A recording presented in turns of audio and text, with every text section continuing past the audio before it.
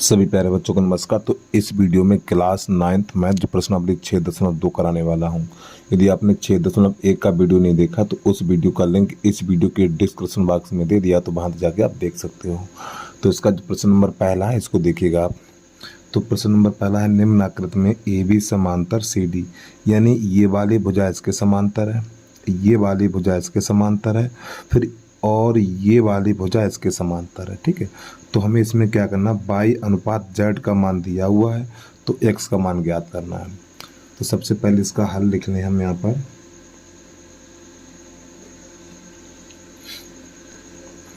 तो ऊपर लिख लें, दिया है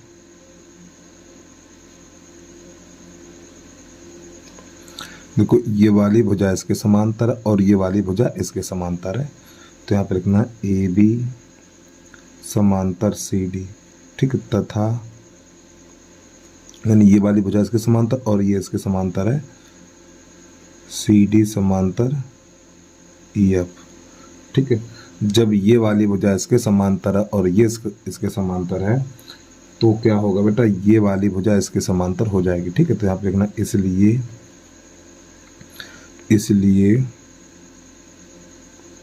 ए बी समांतर ई एफ। जब ये वाली भुजा इसके समांतर है और ये इसके समांतर है तो ये वाली भुजा इसके समांतर हो जाएगी, और जब ये वाली भुजा इसके समांतर हो जाएगी तो ये दोनों कोण हमारे एकांतर अंतःकोण हो जाते हैं। ठीक, ये दोनों हमारे एकांतर अंतःकोण हो जाते हैं। तो यहाँ पे लिखेंगे तब कोण x बराबर कोण z, कोण x बराबर कोण z। ठीक है, ये हमारे कोण कैसे हैं, एकांतर अंतःकोण। ठीक, एकांतर अंतःकोण आपस में बराबर होते हैं। अब यहाँ पे जो प्रश्न में दिया हुआ है, प्रश्न में ये चीज दे रखी थी, इसको लिखेंगे हम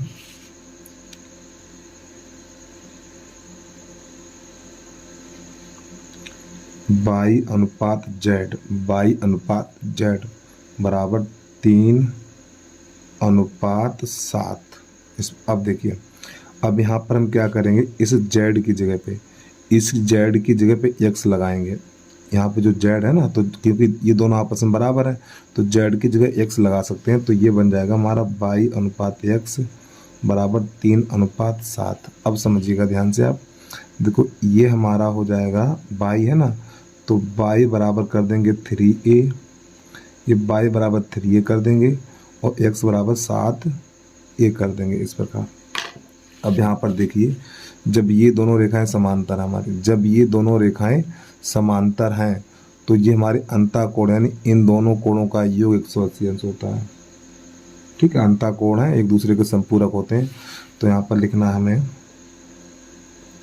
ए बी समांतर सी डी, ए बी समांतर सी डी है, तो यहाँ पे लिखेंगे एक्स प्लस बाई बराबर 180 अंश, एक्स प्लस बाई बराबर 180 अंश, और ये हमारे अंतःकोण है,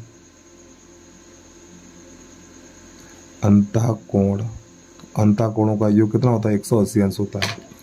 अब हम देखो x का मान कितना, x का मान 7a है, तो यहाँ पर लिख देना 7a, और y का मान 3 है, तो यहाँ पे 3a बराबर 180 अंश। अब यहाँ पे ये 10a हो जाएगा बराबर 180 अंश, तो 0 से 0 निकाल दीजिए, तो a बराबर निकलेगा 18। अब हमें x का मान चाहिए, तो x का मान बेटा यही तो है, x बराबर 7a, तो x की जगह पे 7a लगा देंगे। ठीक, अरे भाई x का मान चाहिए ना, तो x बराबर 7a है, तो x बराबर 7 गुणा a का मान 18 लगा दीजिए, a का मान 18, तो 18 सत्ते 126, तो यही हमारा आंसर आ गया। अगर यहाँ से आपसे बाई का मान पूछे तो बाई 18 54 लगा दीजिए, बाई बराबर हो जाएगा हमारा 3a, तो a का मान 18 है, तो बाई बराबर हो जाएगा 3 गुणा 18, तो बाई बराबर कितना निकलेगा, 54 निकलेगा इतना। ठीक, तो ये हो गया प्रश्न हल। तो इसका आंसर 126 निकल के आ गया। तो जल्दी से नोट कर लीजिए। प्रश्न नंबर अगला देखिए आप, तो यहाँ से इसकी स्टार्टिंग करनी है आपको। अब प्रश्न नंबर है हमारा 2, उसको देख लीजिए।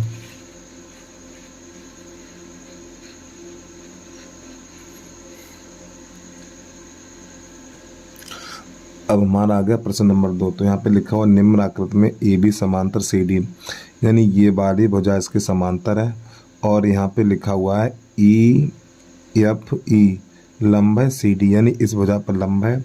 तो कोण जी ई डी कहाँ पर है, ये जी ई डी, यानी जी ई डी बेटा यानी इतने पूरे का मान, इतने पूरे का मान है 126 अंश इतना। तो हमें कौन कौन सा निकालना है, ए जी ई, एक ये वाला कोण ज्ञात करना है और ए जी ई, ए जी गलत लिख दिया क्या हमने, एक तो ये ज्ञात करना ए जी ई, जी ई एफ, इसके बाद है एफ जी ई, यहाँ पे गलत लिख लिया हमने। तो यहाँ पे जो कोण है हमारा दूसरा जी ई एफ है, यहाँ पे लिखा हुआ है जी ई एफ, ये ज्ञात करना है जी ई एफ, ये वाला ज्ञात करना। ठीक, एक कोण ये ज्ञात करना हमें, ये वाला। फिर इसके बाद है हमारा एफ जी ई, एफ जी ई, ये कोण ज्ञात करना। कौन कौन से कोण ज्ञात करना समझिए। पहला कोण ये ज्ञात करना हमें और इसके बाद फिर हमें ये वाला कोण ज्ञात करना और ये वाला कोण ज्ञात करना, इतने ज्ञात करने हमें। चलिए समझिए इसको कैसे हल करते हैं, ये जरा ध्यान से। तो यहाँ पे लिखेंगे दिया है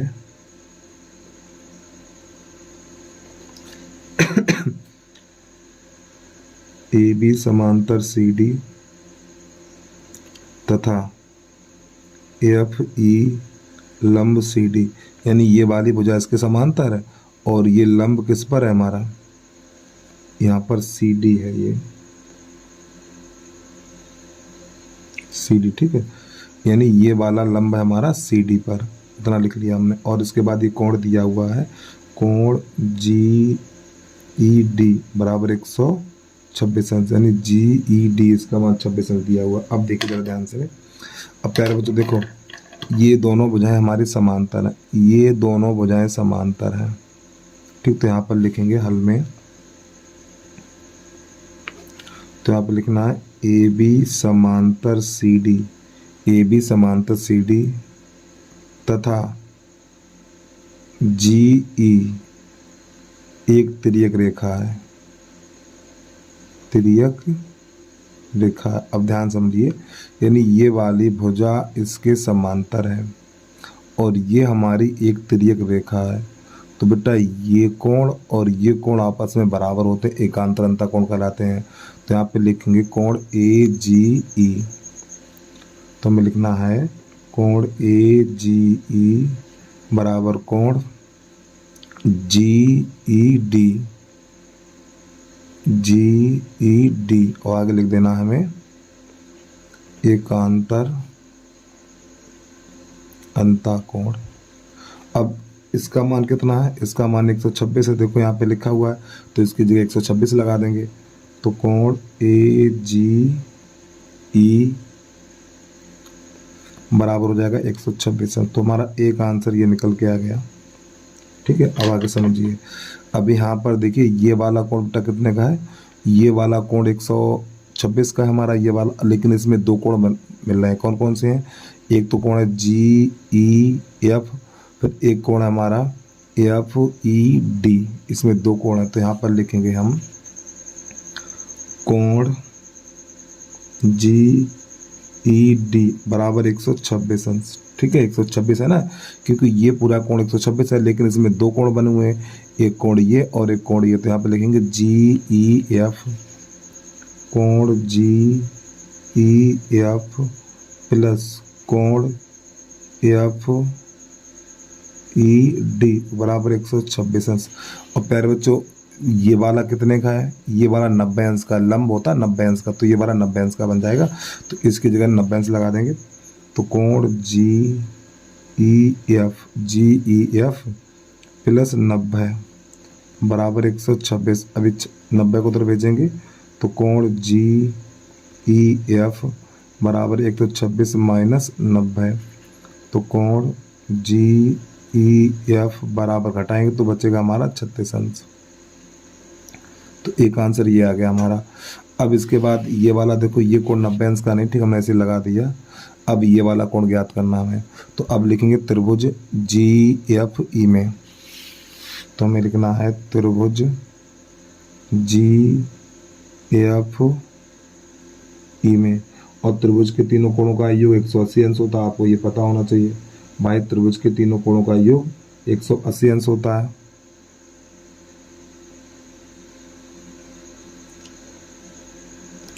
पहले इसमें ये देखो कोण कौन कौन से निकालने हैं। देखो पहला कोण है ए जी ई, ए जी ई, ये वाला निकल के आ गया। फिर दूसरा हमारा जी ई एफ, जी ई एफ, ये भी निकाल दिया हमने। फिर इसके बाद जी एफ जी एफ जी ई, एफ जी ई, ये वाला कोण चाहिए हमें, ये वाला चाहिए। तो एक काम करो, ये देखो यहाँ पे ये पूरा कोण कितने का होता है, 180 अंश का होता है ना। ये पूरा कोण होता है 180 अंश का हमारा, ठीक है। तो यहाँ पे त्रिभुज नहीं लिखेंगे, तो यहाँ पर लिखना हमें कोण ए जी ई प्लस कोण एफ जी ई बराबर 180 अंश। और ये हमारा होता है रैखिक कोण, रैखिक कोण, ठीक है। और इसका मान कितना है, इसका मान 126 है। तो यहाँ पे 126 और प्लस कोण एफ जी ई बराबर 180 अंश। अब 126 को ले जाइए, तो कोण एफ जी ई बराबर 180 माइनस 126, तो कोण एफ जी ई बराबर हो जाएगा 54 अंश। तो ये हो गया प्रश्न हल हमारा, ठीक है। चलिए जल्दी से नोट कर लीजिए। अब प्रश्न नंबर है हमारा 3, उसको देख लीजिए। एक बार प्रश्न को पूरा देख लीजिए, यहाँ से इसकी स्टार्टिंग करनी है आपको।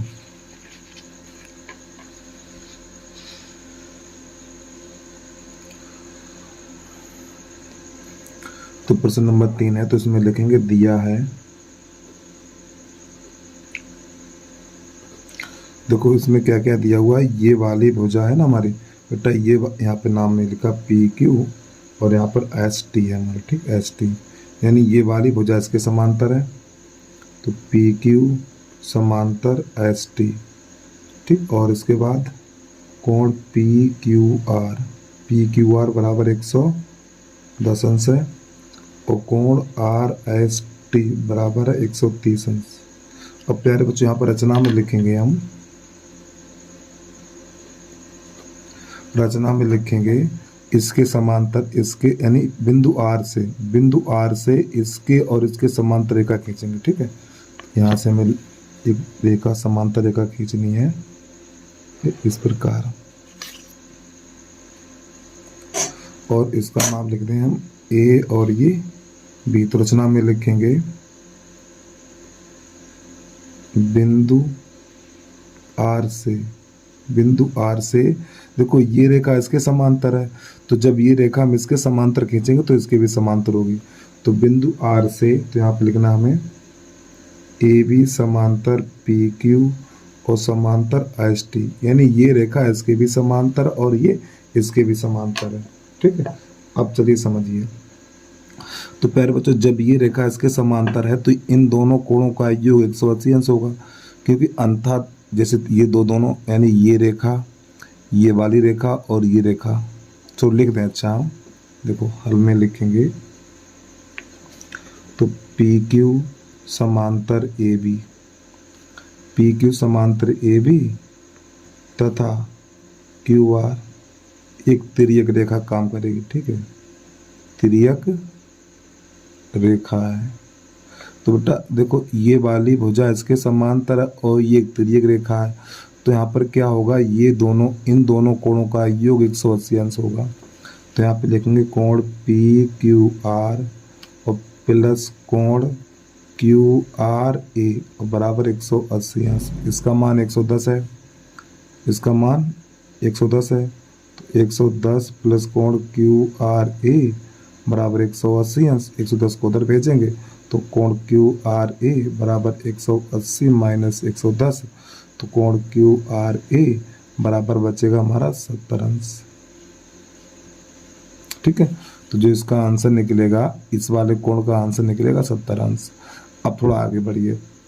अब देखो ये दोनों रेखाएं हैं हमारी और ये रेखा समांतर है, तो यहाँ पे लिखेंगे नई लाइन से हम एच टी समांतर ए बी, एच टी समांतर ए बी, फिर तथा एस आर एक तिर्यक रेखा है,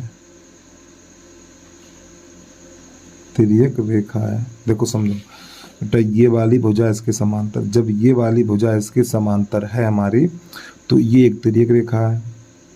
ये क्या, ये एक तिर्यक रेखा है, तो यहाँ पर क्या होगा, ये वाला कोण और ये पूरा कोण, ये वाला, ये बराबर होगा। ये हमारा कोण कहलाएगा एकांतर अंतः कोण।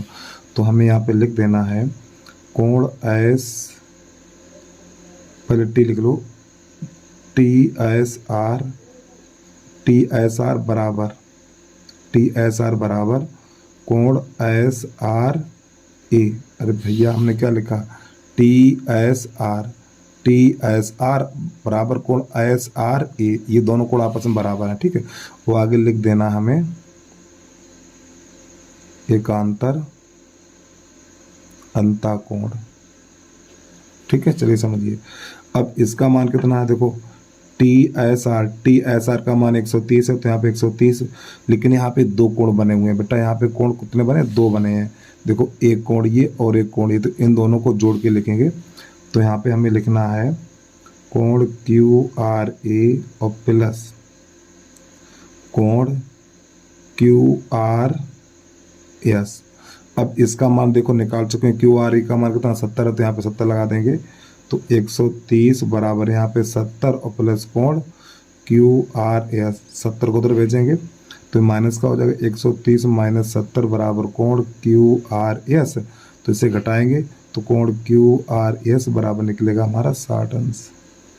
तो ये प्रश्न हल हो गया हमारा। ठीक है, उम्मीद है आपको समझ में आ गया होगा भाई।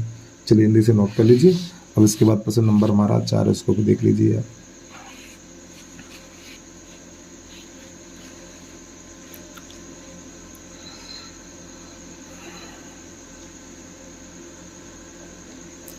चलिए प्रश्न नंबर 4 है, निम्न आकृति में ए बी समांतर सी डी, यानी ये वाली भुजा हमारे इसके समांतर है।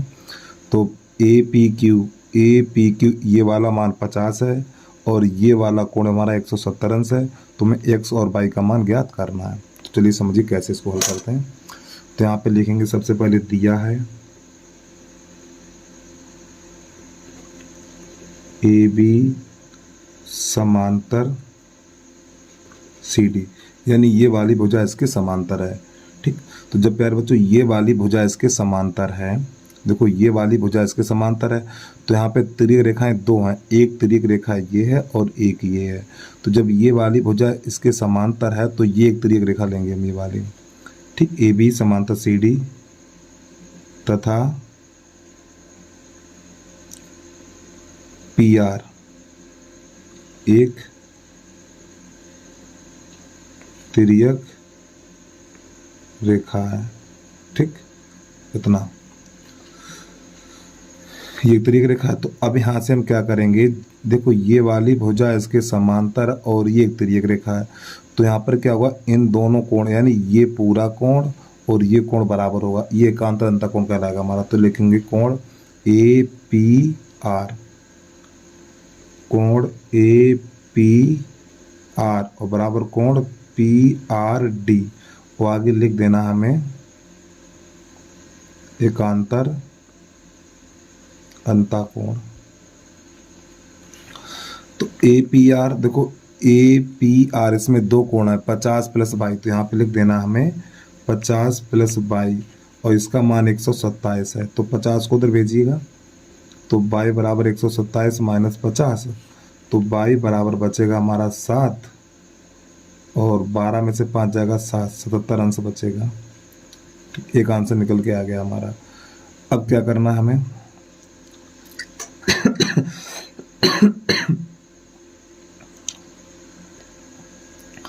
तो जब y का मान हमारा 77 निकल के आ गया, अब दोबारा से फिर लिखेंगे, यानी ये वाली रेखा इसके समांतर है और ये तिर्यक रेखा काम करेगी ये। तो यहाँ पे लिखना है हमें ए बी समांतर सी डी, ए बी समांतर सी डी तथा पी क्यू एक तिर्यक रेखा है। देखो यानी ये वाली भुजा हमारी इसके समांतर है और ये हमारी एक तिर्यक रेखा है, ये हमारी एक तिर्यक रेखा है। जब ये एक तिर्यक रेखा है तो ये कोण और ये कोण एकांतर अंता कोण होंगे। तो यहाँ पे लिख देना हमें कोण पी क्यू आर बराबर कोण ए पी क्यू, और ए पी क्यू का मान 50 अंश है, तो कोण यहाँ पे लिखेंगे कोण पी क्यू आर और बराबर इसका मान कितना 50 है, तो 50 लगा दीजिए, और इसका मान x है तो x लगा दीजिए बराबर 50 अंश। तो यही दोनों आगे प्रश्न यहाँ पे लिखना चाहो तो लिख दीजिए आप एकांतर अंतःकोण। ठीक, एकांतर अंतःकोण आपस में बराबर होते हैं। ठीक है, एक हमारा यानी y का मान निकला 77 अंश और x का मान निकल के आ गया 50 अंश। ठीक, चलिए जल्दी नोट करिए, क्वेश्चन नंबर अगला देखिए आप।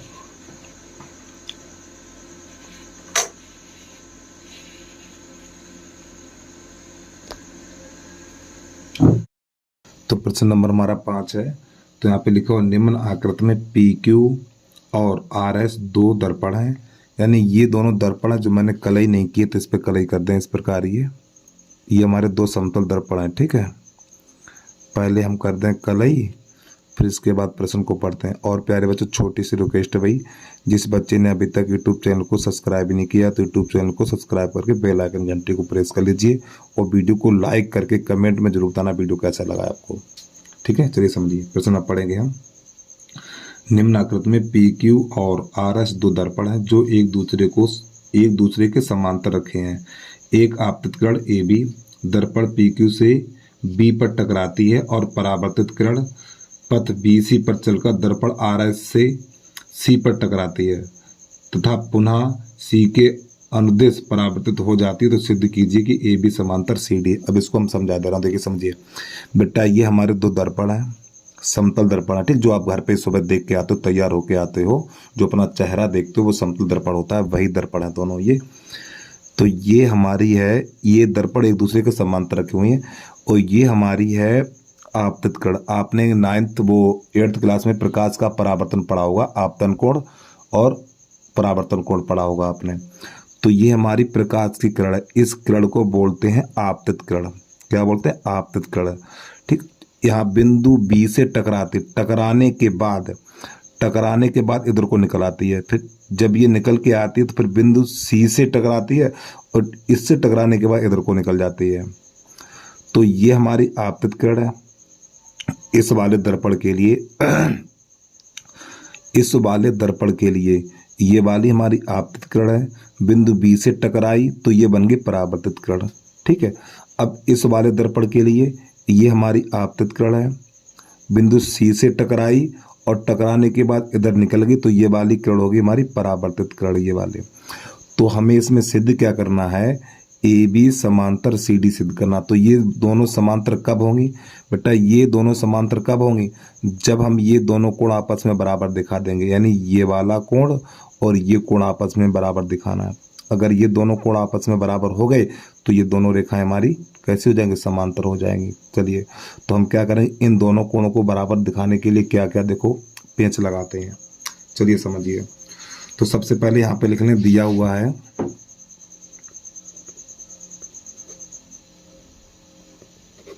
पी क्यू समांतर आर एस, यानी ये वाली भुजा इसके समांतर प्रश्न में दे रखा है।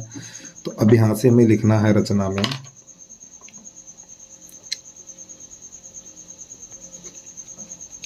अब यहां से लंब डालेंगे। ठीक है, तब आगे बढ़ेंगे। यहां से लंब डालेंगे तो इस प्रकार ये लंब हो गया एक हमारा, एक यहां से डालना है हमें। ठीक, ये लंब, और लंब होता 90 अंश का, तो ये कोण 90 अंश का बनेगा और ये वाला भी कोण हमारा 90 अंश का बन जाएगा। तो रचना में यहाँ पे लिख लो E, यहाँ पे लिख लो F। तो रचना में लिखेंगे हम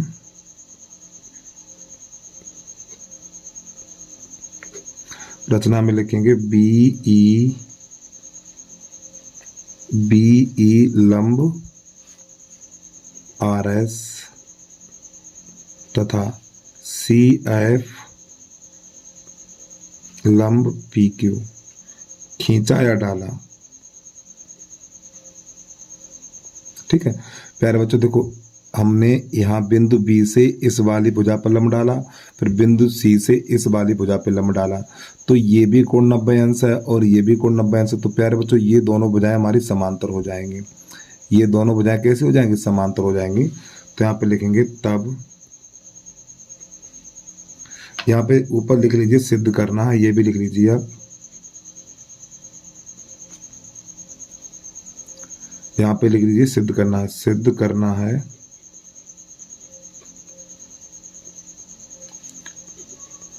ए बी समांतर सी डी, ये सिद्ध करना हमें ए बी समांतर सी डी। चलिए समझिए, तो जब ये हमने लंब खींचा है तो ये वाली भुजा बेटा इसके समांतर हो जाएगी। तो यहाँ पे लिखेंगे हम बी ई समांतर सी एफ, ये दोनों भुजाएं समांतर हो जाएंगी। अब एक बात जरा ध्यान समझिएगा आप, देखो ये जैसे लंब खींचा तो बेटा ये होती है हमारी, ये जो होती है आपतित किरण, फिर यहाँ से टकराती है तो ये बन जाती है परावर्तित किरण। तो ये वाला कोण, ये कोण होता है हमारा आपतन कोण और ये होता है परावर्तन कोण। ये आपतन कोण है और ये परावर्तन कोण है और ये दोनों कोण आपस में बराबर होते हैं। तो यहाँ पर इस वाले कोण को कर लें ए और इसको कर लें बी। इसी प्रकार यहाँ पर तो इसको कर लें हम एक्स और इसको कर लें वाई। ठीक है, इसको कर लेंगे एक्स और इसको कर लेंगे वाई। तो ये दोनों कोण कैसे हो जाएंगे? बराबर हो जाएंगे। तो यहाँ पर लिखेंगे हम कोण ए बराबर कोण बी, इस प्रकार कोण एक्स बराबर कोण वाई। तो यहाँ पे लिख देना है प्रकाश के परावर्तन नियम से। तो जो प्रकाश का परावर्तन नियम होता है तो उसमें क्या होता है? आपतन कोण बराबर परावर्तन कोण। परावर्तन कोण आपस में कैसे होते हैं? बराबर होते हैं। एक बार फिर समझिए बेटा, ये हमारा आपतन कोण है और ये परावर्तन कोण है। ये आपतन कोण है और ये परावर्तन कोण, दोनों कोण आपस में बराबर होंगे। अब यहाँ से आ जाइए, देखिए अब एक बार फिर लिखेंगे ये वाली भुजा हमारी इसके समांतर है।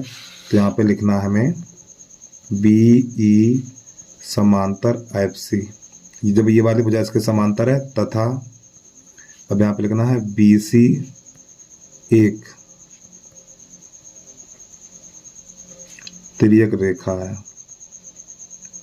एक बात चित्र समझिए, ये वाली भुजा इसके समांतर है और ये एक तिर्यक रेखा है। तो कोण B बराबर कोण X हो जाएगा। कोण B बराबर कोण X, ये हमारे एकांतर अंतः कोण हो जाएंगे। तो यहाँ पे लिखना है कोण B बराबर कोण X। तो आगे लिख देना है एकांतर अंतः कोण। अब आपको पता है एकांतर अंतः कोण आपस में बराबर होते हैं। अब यहाँ पे क्या करें, इसके दोनों पक्षों में 2 का गुणा कर देंगे। दोनों पक्षों में 2 का गुणा करने पर, तो इसके दोनों पक्षों में गुणा करेंगे तो ये बन जाएगा 2 कोण B और बराबर 2 कोण X, ये बन जाएगा। अब यहाँ पे ये कोण 2 कोण B है तो इसको लिख सकते हैं कोण B और प्लस कोण B लिख सकते हैं 2 बार ऐसे करके, और इसको लिख सकते हैं हम कोण X प्लस कोण X, इसको भी 2 बार लिख सकते हैं ना। ठीक है, अब यहाँ पर क्या करें, इस वाली B की जगह पे A लगा देंगे। देखो यहाँ पे क्या लिखा हुआ है, कोण B बराबर कोण A और कोण X बराबर कोण Y। तो कोण B की जगह पे कोण A लगा दीजिए। तो यहाँ पर लिखना है हमें, यानी लिख दें कोण A बराबर, यानी कोण B बराबर A और इसके बाद यहाँ पे कोण X बराबर कोण Y रखने पर इस B की जगह पे कोण A लगा देंगे।